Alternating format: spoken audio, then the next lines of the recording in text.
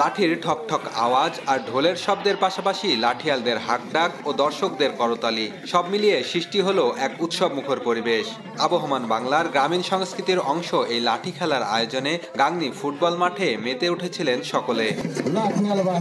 প্রত্যেক খেলোয়াড় নিজ নিজ লাঠি দিয়ে রণকৌশল প্রদর্শন করেন।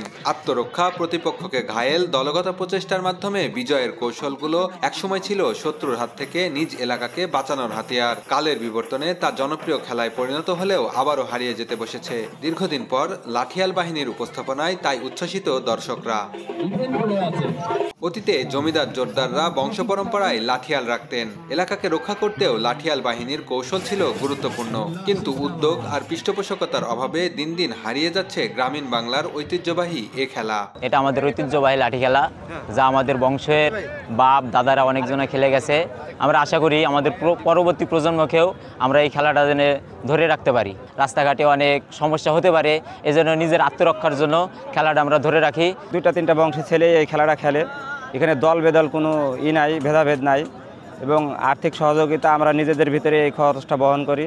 এ ধরনের আয়োজন অব্যাহত রাখার প্রচেষ্টার কথা জানালেন এই রাজনীতিক। আর গ্রাম বাংলার ঐতিহ্যকে ধরে রাখতেই এমন আয়োজন বললেন আয়োজকরা।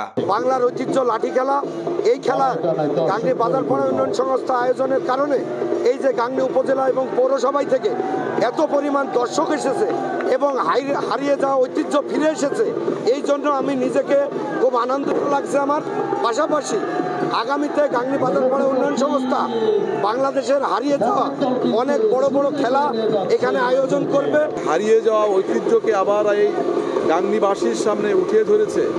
এটা অত্যন্ত ইতিবাচক দিক হিসাবে আমরা দেখছি, এবং আরও যেসব গ্রাম বাংলার হারিয়ে যাওয়া ঐতিহ্য যেগুলো আছে সেগুলো আমরা সবাইকে উৎসাহ যোগাবো এবং আমরা নিজেরাও পৃষ্ঠপোষকতা করব।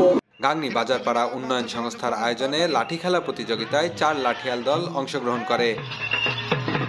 বেন ইয়ামিন, সময় সংবাদ, মেহেরপুর।